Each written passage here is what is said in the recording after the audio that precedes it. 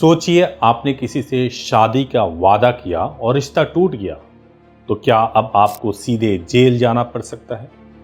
क्या शादी का वादा तोड़ना आपको 10 साल के लिए सलाखों के पीछे पहुंचा सकता है? एक नया कानून भारतीय न्याय संहिता की धारा 69 ऐसे ही कुछ गंभीर सवाल खड़े करता है। हाल ही में हाई कोर्ट ने इस पर एक ऐसा फैसला सुनाया है जो हर किसी के लिए, खासकर रिलेशनशिप में रहने वालों के लिए जानना बहुत जरूरी है। तो अगर आप किसी रिश्ते में हैं या भविष्य में होने की सोच रहे हैं तो रुकिए और इस वीडियो को पूरा देखिए। नमस्कार, मैं हूं एडवोकेट सुभाष सिंह और लीड इंडिया की इस वीडियो में आपका बहुत बहुत स्वागत है।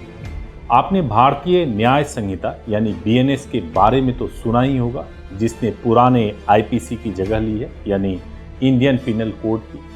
इसी में एक नया धारा है, नया सेक्शन है जो आजकल खूब चर्चा में है, कानूनी बहसों के सेंटर में बना हुआ है। ये कानून धोखे से यौन संबंध बनाने को एक गंभीर अपराध बनाता है। लेकिन ये धोखा आखिर है क्या? क्या हर टूटा हुआ वादा अब अपराध माना जाएगा?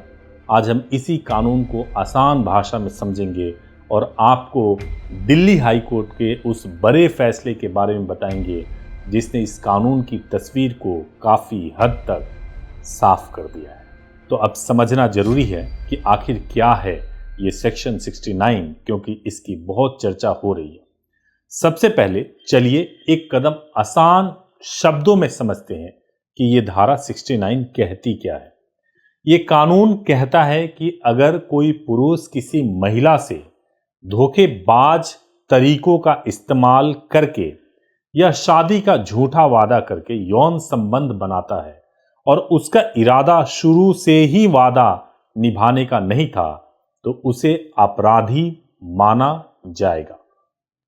इसमें कई तरह के धोखे शामिल हो सकते हैं, जैसे मैं आपको एक एक करके बताऊंगा और आप भी कमेंट में बताइए कि आप इससे सहमत हैं या नहीं सहमत हैं। सबसे पहला धोखा, अपनी नौकरी या प्रमोशन का झूठा लालच देना। क्या आप सहमत हैं? दूसरा धोखा कि अपनी असली पहचान जैसे शादीशुदा होने की बात छुपाना। तीसरा धोखा है शादी का वादा करना जबकि इरादा सिर्फ यौन संबंध बनाने का हो, और इस अपराध के लिए सजा भी काफी सख्त है। दोषी पाए जाने पर 10 साल तक की जेल हो सकती है और जुर्माना भी लगाया जा सकता है। यह कानून पहले के कानूनों से अलग है क्योंकि यह खास तौर पर धोखे से बनाए गए संबंधों को एक अलग अपराध के तौर पर देखता है। आपकी क्या राय है? अगर आप इस तरह के मामले में फंस गए हैं तो घबराइए मत, आप हमारे हेल्पलाइन नंबर पर कॉल कर सकते हैं।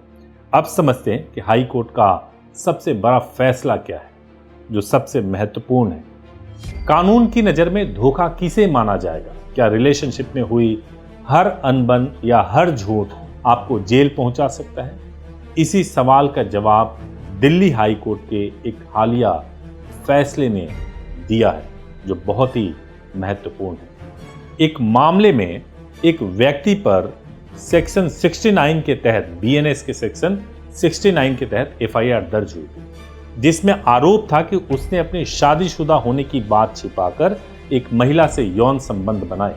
जब ये मामला दिल्ली हाई कोर्ट पहुंचा तो कोर्ट ने एक बहुत ही अहम बात साफ की, क्लियर की। कोर्ट ने कहा कि सिर्फ यह छुपा लेना कि कोई व्यक्ति शादीशुदा है अपने आप में सेक्शन 69 के तहत धोखा नहीं माना जा सकता।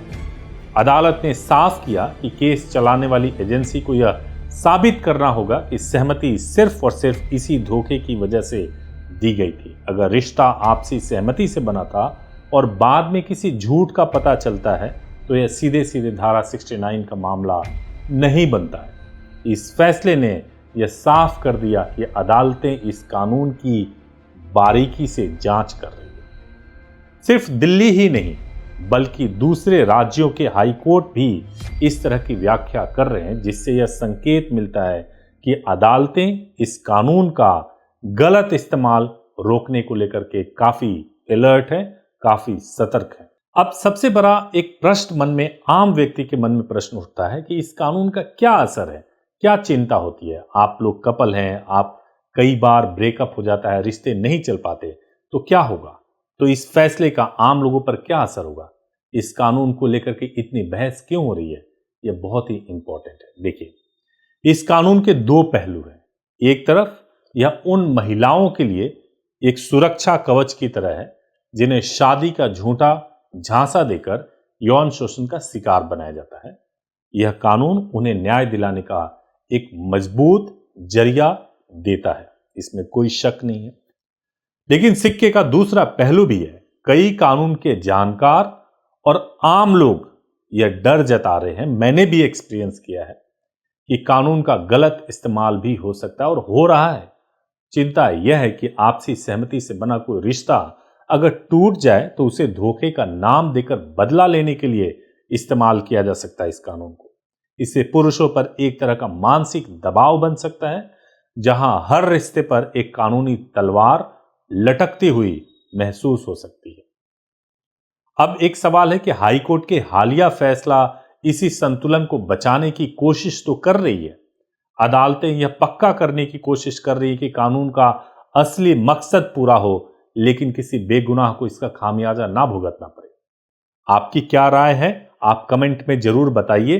लेकिन एक बात तो तय है कि कई लोग बीएनएस के सेक्शन 69 को मिसयूज कर रहे हैं और उसकी वजह से हाई कोर्ट में ये केसेस काफी बढ़ भी रहे हैं।